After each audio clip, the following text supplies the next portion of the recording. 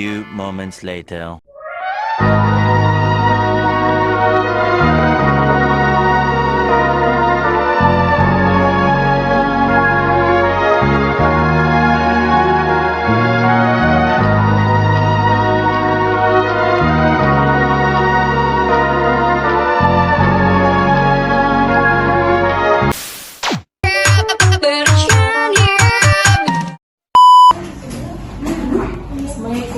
Waalaikumsalam.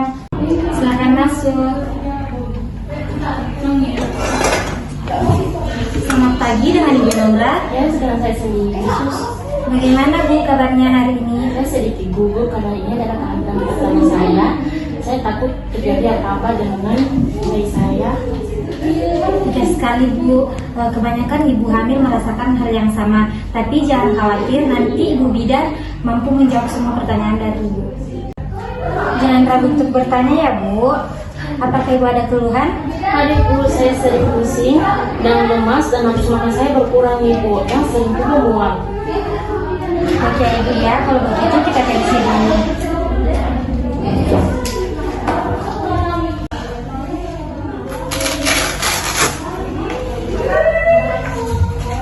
Tekanan dari Ibu Naura normal. Sudah berapa lama Ibu merasakan lemas dan pusing? Sudah sekitar 2 mingguan, Sus. Jangan khawatir ya, dengan penanganan yang tepat Ibu akan segera membaik.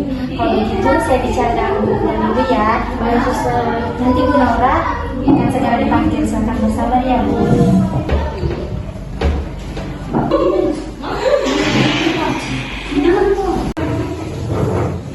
Ini Bu Bidan. Ya, terima kasih Sus. Saya pamit dulu ya Bu.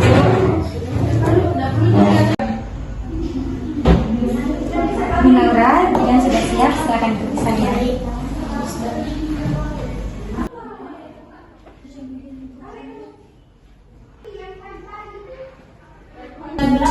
Silakan masuk Ibu. Terima kasih ya, Sus. Mari Bu, silakan duduk. Terima kasih. Perkenalkan Ibu, saya Bidan Gabriela yang bertugas hari ini dengan Ibu Naura ya. Ya, Bu. Usia kandungan Ibu 20 minggu. Ya. Baik Ibu. Ibu ini tinggalnya di mana? Di perumahan Boga. Oh, di perumahan Boga ya. Jauh juga ya Ibu. Ibu kesini dengan siapa? Dengan suami saya. Kenapa tidak diajak masuk saja Bu? Tidak usah Ibu, karena kebetulan suami saya sedang berbincang dengan temannya. Ah, begitu ya Ibu. Dari keluhan ini Ibu mengalami pusing ya. Bisa Ibu ceritakan lebih detail kapan Ibu mengalami pusing dan lemas ini? Saya merasakan pusing sekitar 2 minggu Ibu, dan saya sering pusing dan lemas dan mudah mengantuk. Itu ya Ibu. Baik Ibu, selain pusing dan lemas tadi dan mudah mengantuk, apakah ada keluhan lain yang Ibu rasakan? Ada Ibu Bidan, nafsu makan saya berkurang, jadi saya sering tidak nafsu makan. Bagaimana dengan pola makan Ibu? Apakah Ibu sering mengkonsumsi sayuran atau buah-buahan? Kalau boleh jujur Ibu Bidan, saya tidak menyukai sayur-sayuran. Jadi makanan sehari-hari saya cuma nasi dan makanan instan. Kebetulan saya sangat menyukai mie instan Ibu Bidan. Apakah Ibu pernah mengalami pendarahan yang banyak begitu saat menstruasi? Waktu sebelum saya hamil, saat menstruasi, saya sering mengalami pendarahan yang cukup banyak Ibu Bidan. Terima kasih ya Ibu atas informasinya. Sekarang Ibu akan diantar oleh Suster Irene untuk melakukan pemeriksaan darah. Tunggu sebentar Ibu, saya akan menelponnya.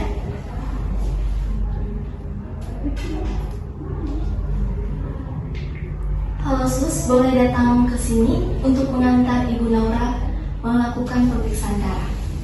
Baik Sus, terima kasih. Mari Ibu ikuti saya. Ini Suster.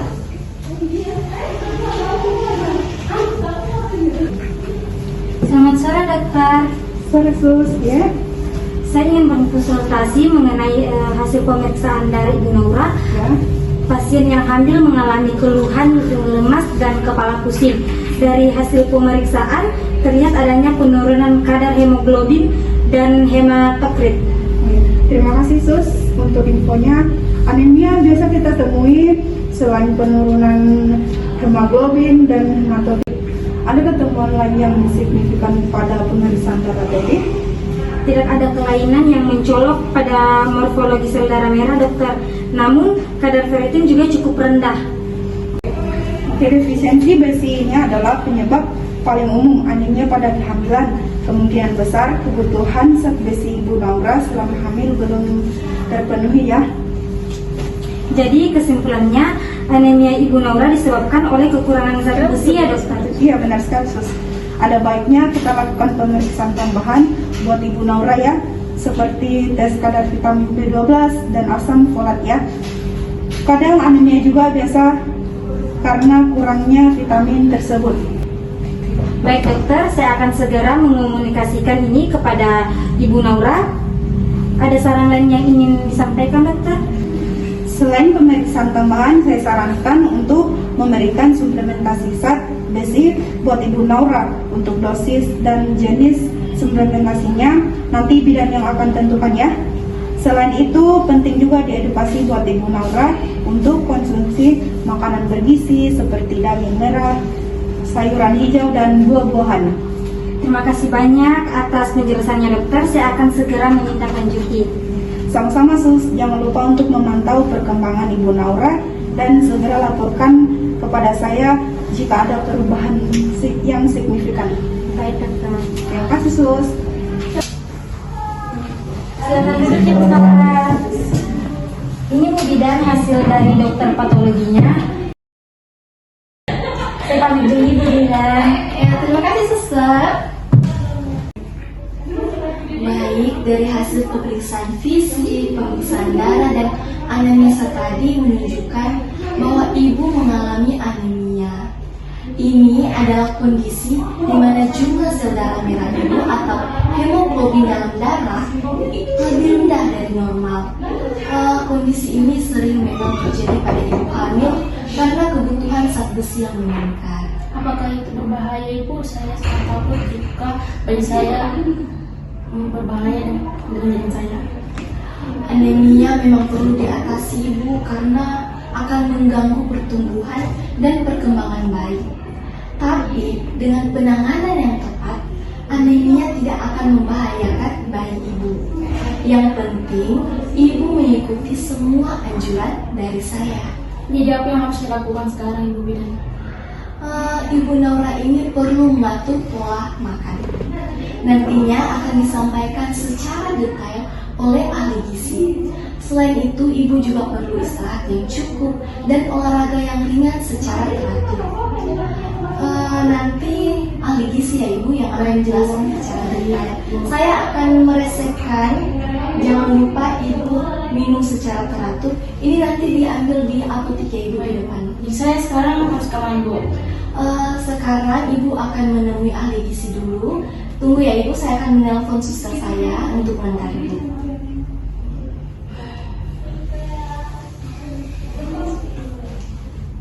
Selamat pagi sus. Baik, boleh datang ke ruangan saya? Iya suster, untuk mengantar ibu Naura ke menemui ahli gizi. Ya suster, Irenhe, terima kasih. Mari Ibu ikuti saya. Ini suster.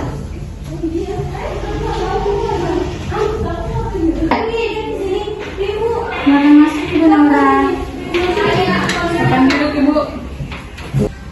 Ini Bu hasil rekam medisnya dari Ibu Naura. Iya baik, terima kasih Sus. Sama-sama Bu, saya pamit dulu. Iya.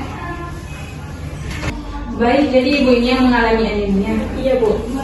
Ya, anemia pada ibu hamil itu memang sering terjadi. Kondisi ini biasa diatasi dengan baik jika diatasi dari pola makan. Jadi tahukah ibu bahwa zat besi sangat penting untuk pembentukan sel darah merah. Saat hamil, kebutuhan zat besi itu meningkat. Oleh karena itu, penting bagi ibu hamil untuk mengonsumsi makanan yang kaya zat besi. Oh begitu ya Bu, jadi makanan apa aja yang mengandung zat besi Bu? Banyak sekali makanan yang kaya zat besi Bu. Misalnya daging merah, ikan, telur, sayur hijau, berdaun gelap seperti bayam dan kangkung, serta kacang-kacangan. Selain itu, vitamin C juga membantu penyerapan zat besi dalam tubuh. Jadi jangan lupa konsumsi buah-buahan seperti jeruk, stroberi, tomat, atau jambu biji. Saya kurang suka makan sayur-sayuran Bu, apa ada alternatif lain?